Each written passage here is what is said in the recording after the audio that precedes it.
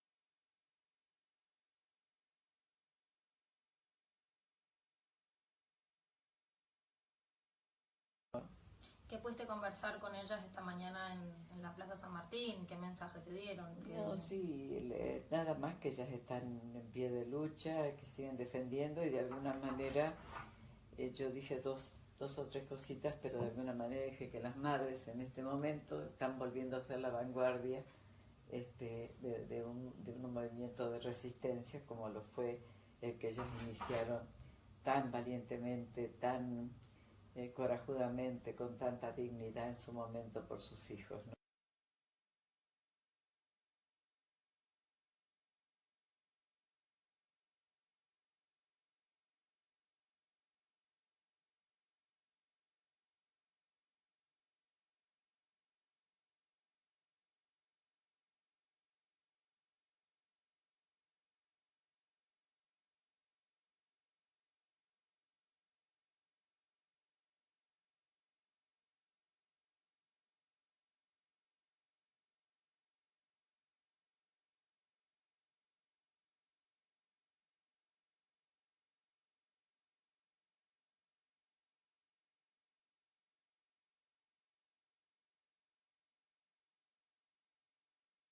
Muchos derechos que están contenidos en las cartas de Naciones Unidas y en un montón de protocolos que existen en el mundo en defensa de los pueblos que se están violando abiertamente. El veto constante de un presidente en temas importantísimos para la población. En este caso estamos viendo lo del tarifazo, que es imposible pagar. Ya se sabe que es imposible pagar. Si uno paga la luz no puede pagar el alquiler, no puede pagar. Yo pongo como ejemplo la Universidad de Matanza, que recibió un residuo de 13 millones de pesos. Es imposible. Tendrías que cerrar la universidad, tendrías que suspender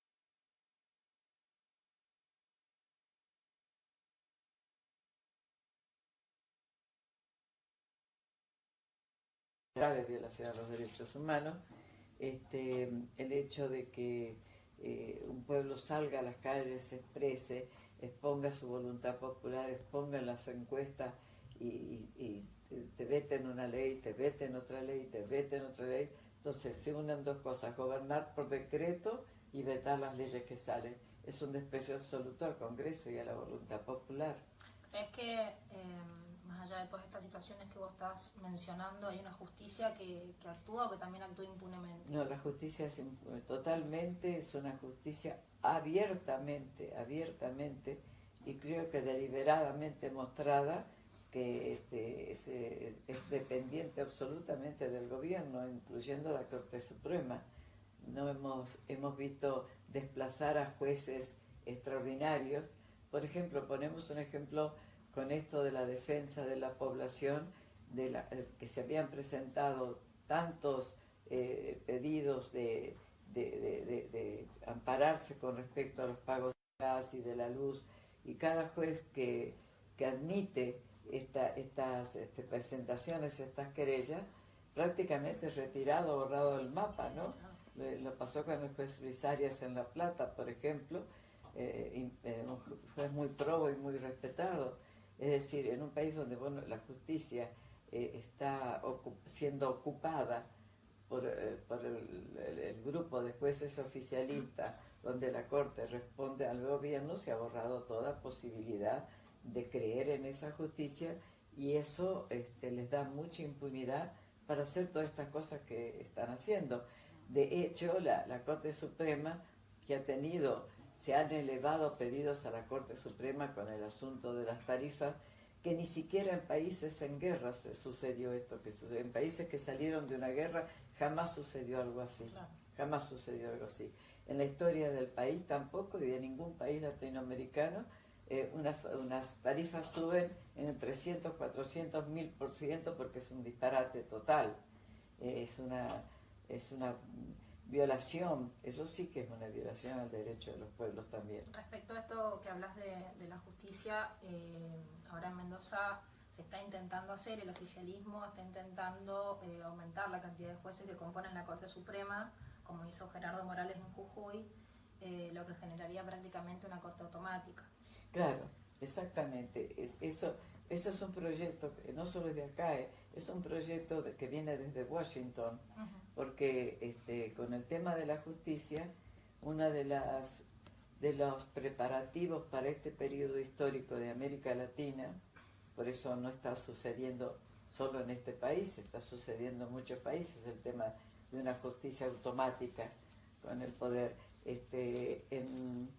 En un debate en el Comando Sur se decidió la infiltración de las estructuras judiciales de América Latina, y de hecho comenzaron a crearse, a pasarse invitaciones, se invitaron a muchos jueces a viajar a Estados Unidos. Es el caso del juez Sergio Moro, que condenó a Lula en Brasil, que es un hombre que prácticamente pasó a depender del Departamento de Estado de Estados Unidos. Ya se saben todos los lazos con los distintos organismos de inteligencia de Estados Unidos, eso está comprobado. Y lo mismo está comprobado, por ejemplo, un juez acá como Claudio Bonadío, para ponerte lo más simbólico que hay en este momento, de un juez que abre un juicio, indica prisión preventiva ilegalmente. Hay muchos presos, por eso hay presos políticos en el país, porque son presos políticos, puesto él ha dictado sin juzgarlos una prisión preventiva sin una causa verdaderamente comprobable de que se pueden fugar o no fugar. Eso es absolutamente falso. Entonces estamos ante la ilegalidad. Esa justicia, esas estructuras judiciales fueron infiltradas, permitieron eso, amparar el golpe de Estado en Honduras en 2009, porque fue la justicia, unos jueces recientemente nombrados por un parlamento que había sido absolutamente comprado, diríamos, y que ya han salido hasta lo que se pagó. Alguna vez tuvimos acá también diputados, senadores que votaron alguna ley pagado, ¿no? Entonces en Honduras el Congreso nombró una corte, era la lista que le había pasado un ex embajador de Estados Unidos ahí, que estaba en el Departamento de Estado, John Negroponte, y esa justicia decidió que no hubo golpe de Estado en Honduras, que era un golpe en favor de la democracia, porque si el presidente quería reelegirse, cosa que no era cierto porque no estaba propuesto ni siquiera el presidente, no estaban proponiendo una reelección, todo lo contrario. Entonces, aquí lo mismo sucedió en el Paraguay, donde la justicia, que nunca se modificó, esa justicia es la misma justicia que tenía la dictadura de Stroessner. Fueron casi los mismos jueces y casi la estructura judicial quedó intacta. Y ahí también fueron parte del golpe militar y después se reproduce en Brasil, en algo mucho más grande, después de hacerlo en estos países más pequeños, en Brasil funcionó de la misma manera. Una de las democracias más grandes del mundo. Una de las democracias, de las potencias más grandes del mundo, la sexta o séptima potencia del mundo, donde se produjo este hecho, que es violencia, porque esto es violencia, es decir, golpe duro, golpe blando, violencia es golpe. Es golpe, vos cambiaste un gobierno por un golpe. Como sea preparado, que intervengan o no, que haya tanques en las calles, no importa. Estos son otros tipos de golpes tan violentos como los otros, con menos aparatología, pero tan violentos. Sí. ¿Imaginabas 6, 7 años atrás que la región y que Argentina estaría atravesando estos procesos y volver al fondo, golpes blandos? Bueno, yo no es que lo imaginaba. Yo no es que lo imaginaba, yo hace 60 años que estudio relaciones de Estados Unidos con América Latina. Claro. Sé que todavía nosotros no somos independientes. Por eso durante este proceso de integración se hablaba de una segunda independencia definitiva, ¿no?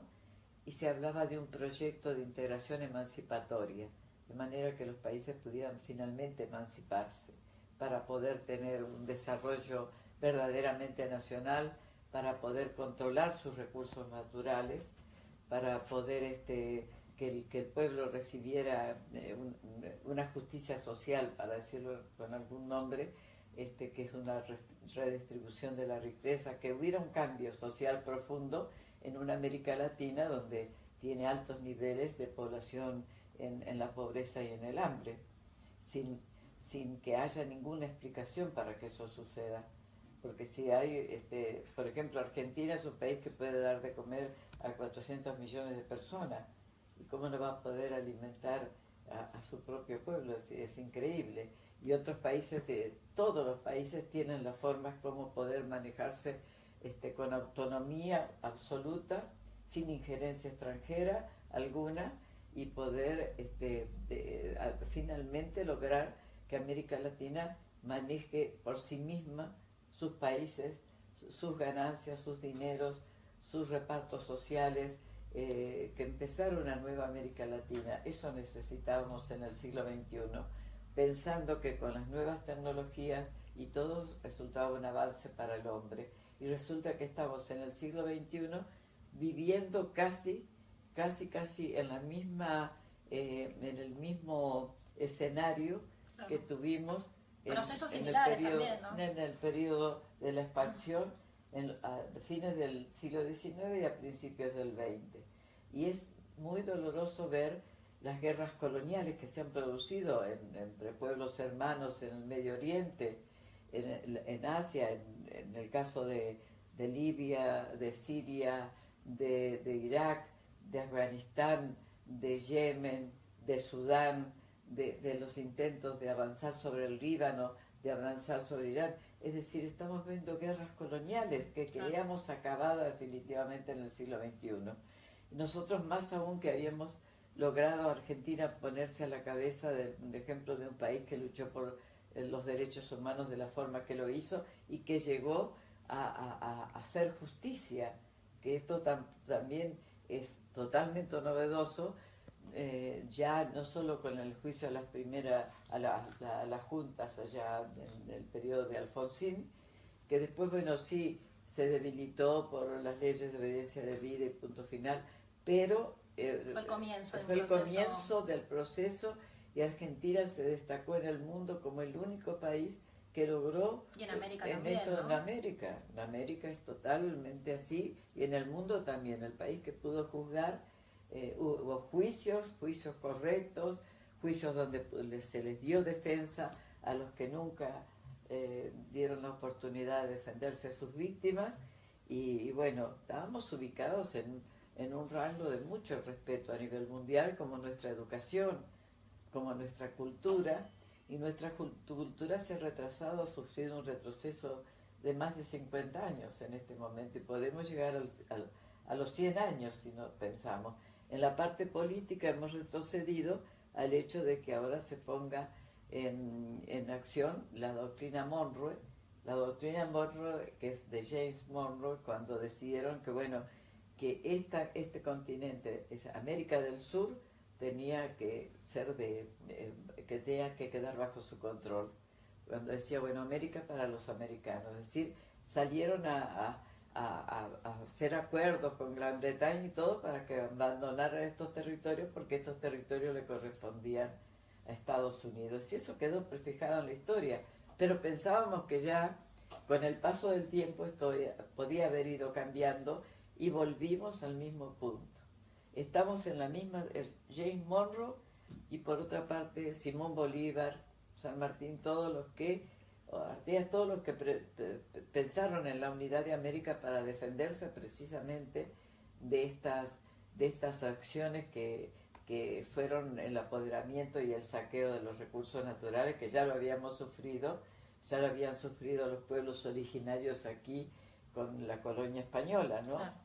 Y bueno, estamos empezando otro siglo. De esa involución de la que estamos conversando, gravísima. Son responsables fundamentalmente Argentina, los gobiernos de derecha de Argentina y de Brasil en este momento, porque han sido los que más han promovido que se rompan procesos de años, como por ejemplo la UNASUR. De integración UNASUR, Mercosur. Pero, sin embargo, todavía ese proceso de integración que impulsaron presidentes como Chávez, Lula y Néstor Kirchner sirvió para que distintos movimientos sociales, organizaciones políticas en América Latina se hermanaran y supieran que en todos los países de América del Sur estamos peleando algunos por un fin, un objetivo en común. Claro. E incluso quedan líderes en América del Sur, como Nicolás Maduro en Venezuela, como Evo Morales en Bolivia. Y Lula mismo, que dio un paso político importantísimo. Exacto, que ellos están todavía buscando ese objetivo. ¿Cómo crees que puede continuar esto y cómo podemos hacer desde los movimientos sociales, organizaciones, para ayudar a ese proceso, ¿no? Bueno, mira, el tema de Brasil y Argentina, en un momento dado de este periodo, cuando se había avanzado hasta llegar a la CELAC, que era la Comunidad de Naciones Latinoamericanas y Caribeñas, nunca en la historia de América Latina se había llegado a ese punto. Es decir, la unión de todos los países, a pesar de la diversidad de los gobiernos que había, pero se había logrado.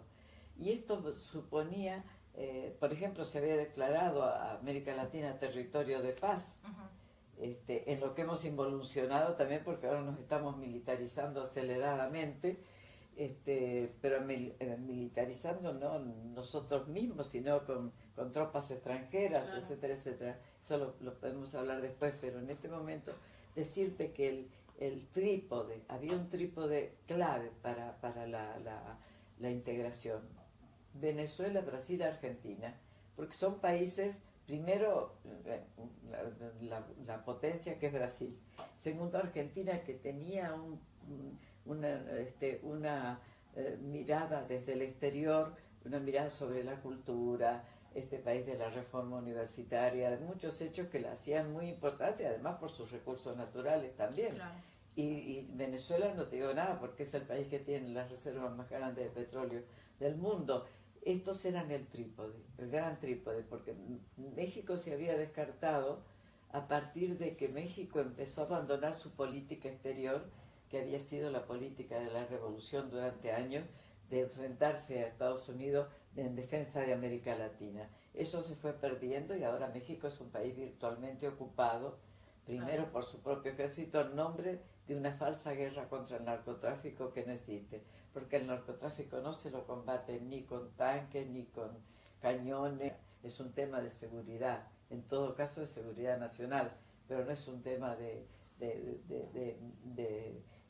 militares, claro. como está pasando en México, que las tres Fuerzas Armadas están ahora como ejército de ocupación interno. Claro. Y es dolorosísimo como sucede en Colombia, porque en Colombia también se ha firmado la paz, pero no funciona. Todos los días hay muertos y una cantidad de muertos.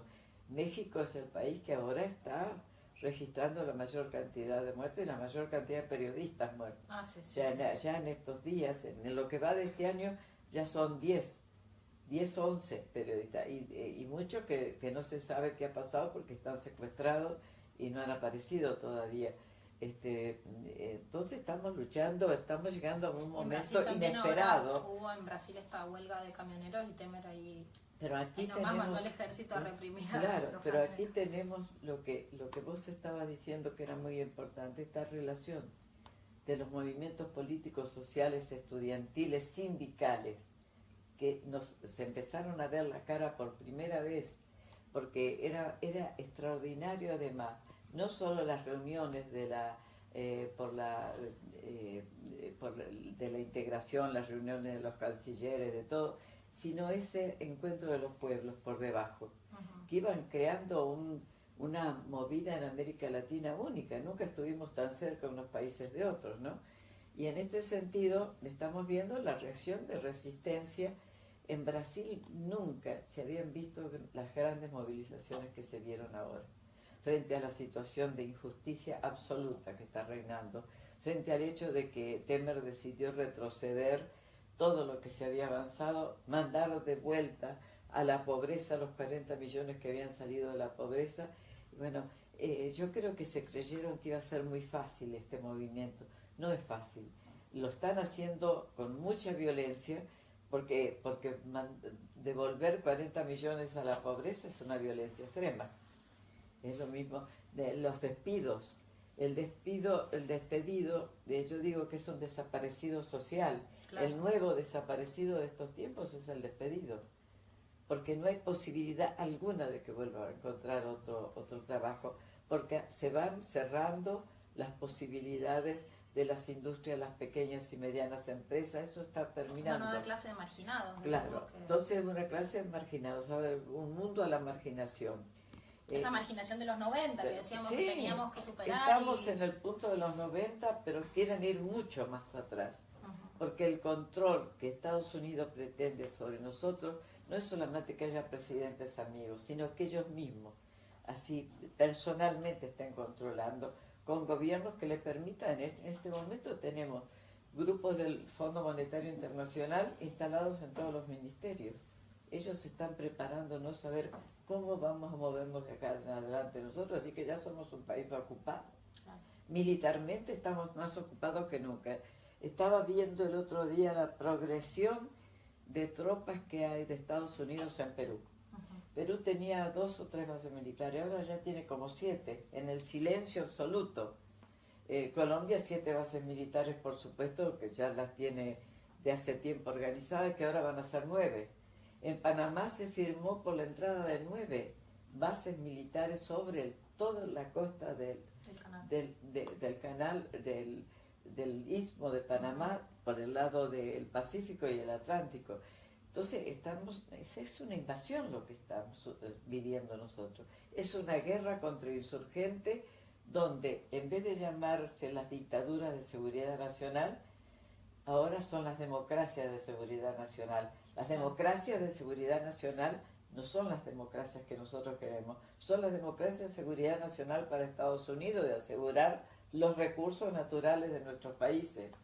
Entonces imagínate vos que estamos en un punto parecido a los tiempos de la dictadura, solo que antes se decía la dictadura militar en tal país, ahora dice, no, ya no le llaman dictadura. Ya la OEA no ha dicho nada del golpe de Honduras, ni del golpe del Paraguay, ni del golpe de Brasil, claro, ni del golpe en la Argentina. También hay golpes postelectorales. Es decir, un presidente sube con un programa determinado trazado. Hace todo lo contrario, violentó la voluntad popular. Lo eligieron para ese programa. Si ese programa no se cumplió, ese presidente ya puede ser sometido a juicio político. La creencia de que democracia es un cheque en blanco, ¿no? Claro, es un cheque en blanco, pero no significa nada para los pueblos. Claro. Democracia, bueno, es el gobierno de los pueblos. Y acá la participación democrática de los pueblos, que es el derecho a salir a las calles, como la de Brasil, el derecho a salir a la calle en reclamo de cosas, de la destrucción de los derechos de los pueblos que nos logró conquistar, 2 siglos de muertos y de saqueo y de destrucción, de destrucción cultural, del intento de destruir la cultura. Eso ha sido impresionante. En los últimos tiempos, con el apoderamiento, la concentración de medios de comunicación bajo el poder hegemónico, nosotros no tenemos el 95% de la noticia que circula en el mundo está controlada por ellos. Cuando decimos ellos, el imperio, porque hay que hablar con las palabras que son. El imperio no dejó de ser imperio, claro. Porque Fukuyama dijo alguna vez que toda la historia había acabado. Estamos viendo el imperio más imperial, para decirlo de alguna manera, que nunca, porque está muy descarnado, está sacándose la careta con que siempre venía diciendo, no, sí, porque los democracias, no. Ahora, democracia y la seguridad nacional, ya sabes lo que te están diciendo. Es la te estoy controlando, están bajo mi control. Entonces, esto es una enorme injerencia. De hecho, las elecciones en Argentina, $40 millones de Estados Unidos entraron en el año 2015, ¿de acuerdo? A documentos desclasificados para desviar el camino de las elecciones. Claro. Entonces, los millones de dólares que se han gastado... pasó en Estados Unidos mismo, como no va a pasar acá también, ¿no? Los 3 millones de votos que no tenía... ese es lo más antidemocrático, las elecciones de Estados Unidos, porque le eligen más o menos el 25% menos de la población. Eso es lo que hicieron con la política, claro, ¿no? Eso es lo que hicieron con la política. Y encima de eso, en esta vez, los 3 millones de votos, es decir, los 3 millones que votaron es como burlar el voto y la voluntad popular en absoluto. Así que, ¿qué ejemplo de democracia nos puede dar? Primero, ellos tienen un acta patriótica que les permite tener jueces sin rostro. Una violación, están violando los derechos, la política internacional, el nivel internacional de la política internacional, la controlan ellos, porque ellos deciden que el presidente Bashar al-Assad en Siria tiene que irse. Y le dice, pero ¿por qué si lo hemos elegido? No, pero Maduro tiene que irse. Entonces se los transforman los medios. Los medios tienen un trabajo brutal y criminal. Los medios hoy, que son medios, que no son medios de comunicación, sino empresas que comunican propaganda y publicidad, que propagandizan como lo hacía Goebbels, cuando se tomaron todos los medios de comunicación. Sí, y muchos de ellos transnacionales Alemania, también, ¿no? Y transnacionales. Claro. Se han transnacionalizado todos, porque todos tienen acuerdo. Ellos comprobaron fácilmente que la mayoría de estos medios eran de las familias poderosas. Claro. Había una familia poderosa en Bolivia, tenía su medio. 2 o 3 medios que correspondían a la familia. Entonces los transformaron en medios transnacionales. Es decir, en todos los casos están recibiendo, han tenido acuerdos, tienen acuerdos de comunicación. Le ha permitido, por ejemplo, no se permite, en ningún país se permite lo que se le permite acá al grupo Clarín, porque es un monopolio. Están prohibidos los monopolios. Anda a hacer un monopolio como este y decir que en Inglaterra el grupo tal tiene 249 canales de cable, tiene 25 radios, tienen tantos periódicos. Te lo y una discusión muy vieja esa también, ¿no? Es discusión vieja, pero en este momento los medios tomaron una importancia que ¿en qué? En la guerra, en convertirse en armas de guerra.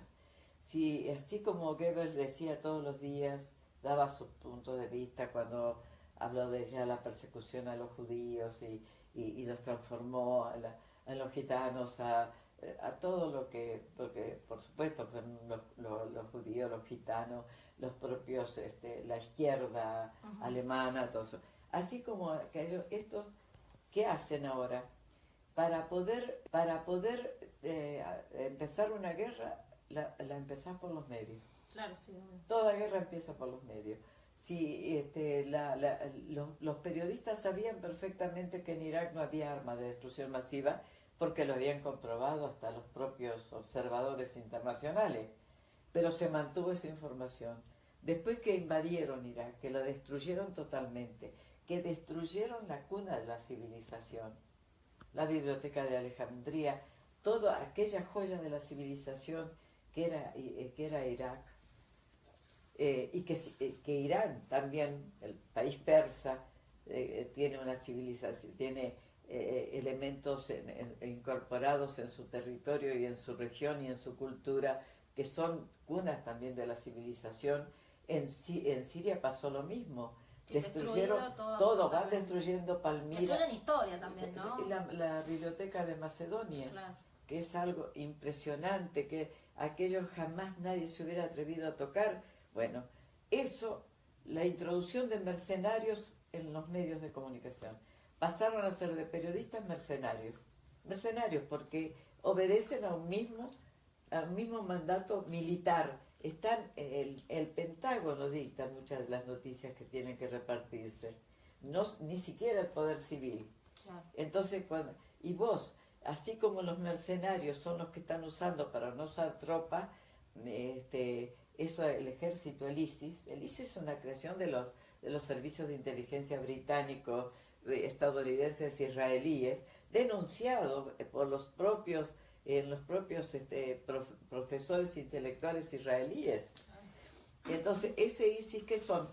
¿A vos te parece que vos podés decir musulmanes, que es un ejército islámico donde hay mercenarios de 80 países del mundo? Son mercenarios. Cada vez que muere un jefe de esos del ISIS es o británico, un ex inteligencia británica. Y viviendo en otros países también, ¿no? Sí, claro. Hay mercenarios luchando contra Siria. Los que tomaron prisioneros, hay colombianos, hay coreanos, hay de todos los lugares del mundo. A eso le llaman ejército islámico, es un ejército mercenario. Claro. Lo mismo, y esto es una cosa muy importante pensar, los medios están cumpliendo el papel de un aparato, estos medios de destrucción masiva, como yo le digo. Hay un juicio muy interesante que vos lo podés buscar, que veo que sos una periodista muy bien informada, muy inteligente por tus preguntas, porque eso no sucede mucho en estos tiempos. No, querida, porque me preguntaste conociendo una temática, me preguntaste sabiendo lo que me estás diciendo y lo que querés saber, y eso es importantísimo. Entonces, estas son las joyitas que tenemos nosotros. Tenemos un montón de periodistas jóvenes que son maravillosos, no tienen oportunidades en general. Claro, Nadie sí. les da una oportunidad. Entonces, pero vos fíjate, ¿cómo podemos pensar en esto? ¿Cómo se fue transformando esto en otras formas de la guerra, el papel que estos medios tomaron, que incluso incluye esto del mercenarismo, porque un periodista que a sabiendas lo juzgó con el caso de Ruanda, esa guerra entre Tutsi y Hutus. Es un genocidio en realidad. Terrible, fue un genocidio espantoso. Ese genocidio se hizo gracias a la prensa. ¿Por qué? Por eso lo juzgaron en Ruanda, y uno de los hombres que estaba, Kofi Annan, de Naciones Unidas, estuvo allí también en ese juicio que se hizo en Canadá por Ruanda. Los dueños de los medios de prensa que se prestaron para hacer pelear a estos dos tribales, diríamos, Hutus y Tutsi, esos dueños de prensa fueron condenados en ese tribunal con el mismo cargo que le condenarían cadena perpetua como a los militares que ayudaron en la parte ya directamente de las armas y de la guerra. Claro. Les dieron el mismo castigo, para que vos te des cuenta. ¿Quién te informó del juicio de Ruanda, vos? Nadie. No. En el mundo nadie. Te informa, acá se sabe, No lees, quizás no. que ustedes están más Sí. cerca de Chile, pudieron saberlo, pero mucha gente no supo que en Chile hubo un juicio por la Operación Colombo, que la Operación Colombo consistió en que la ONU le pide a Pinochet, y ya terminamos, creo, la ONU le pide a Pinochet que le dé, que dónde están 119 desaparecidos, que fue un grupo que presentaron los chilenos pidiendo la aparición de estos desaparecidos. Entonces, ¿qué se le ocurre a Pinochet?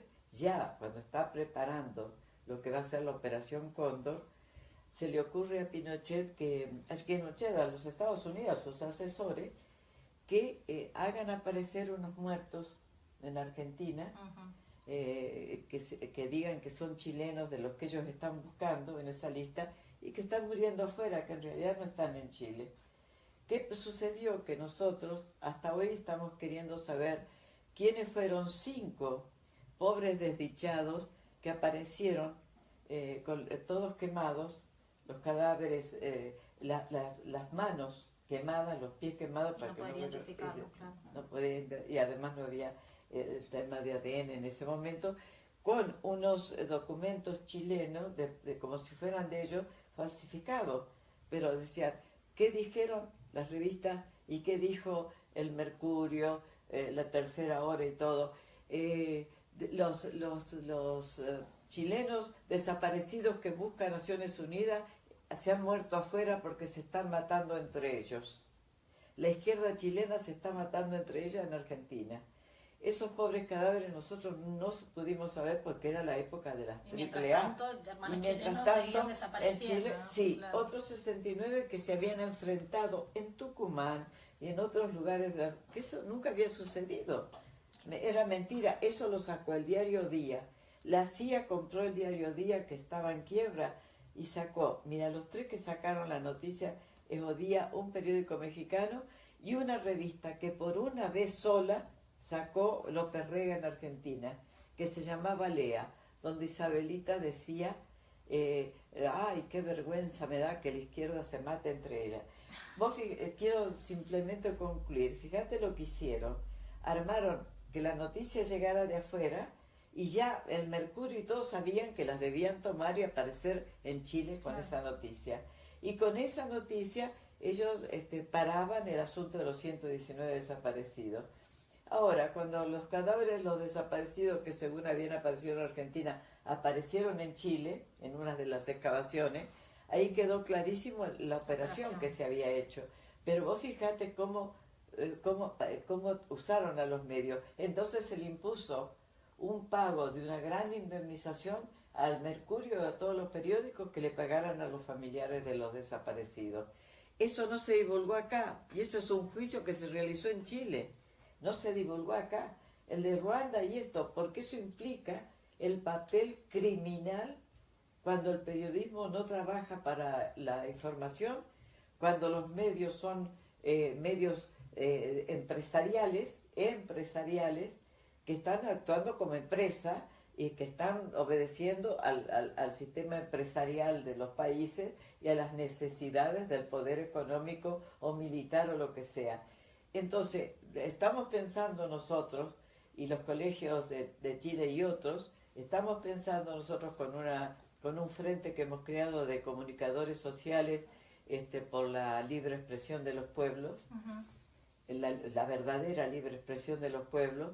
Estamos pensando precisamente empezar a nombrar de otra manera y decir, fulano de tal, el otro no es periodista. Si usted está trabajando para estas cosas, como para mentir sobre un tema tan grave como eran las desapariciones forzadas, si usted está ayudando a que haya una guerra en tal país donde van a morir miles y millones de personas, usted no dejó de ser periodista automáticamente, porque el periodista tiene un código de ética que se tiene que ajustar a ese código de ética. Eso puede ayudar a recuperar el oficio del periodista y además a recuperar exactamente la dignidad el respeto y el respeto de la gente, porque la gente empieza ya a sentir que ¿qué es esto? Que le mienten por todos lados. Le mienten por todos lados, entonces llega un momento que cuando vos buscabas en la prensa alguna noticia... Como una sensación de desesperación, ¿no? Desesperación. También de no saber... Si el 95...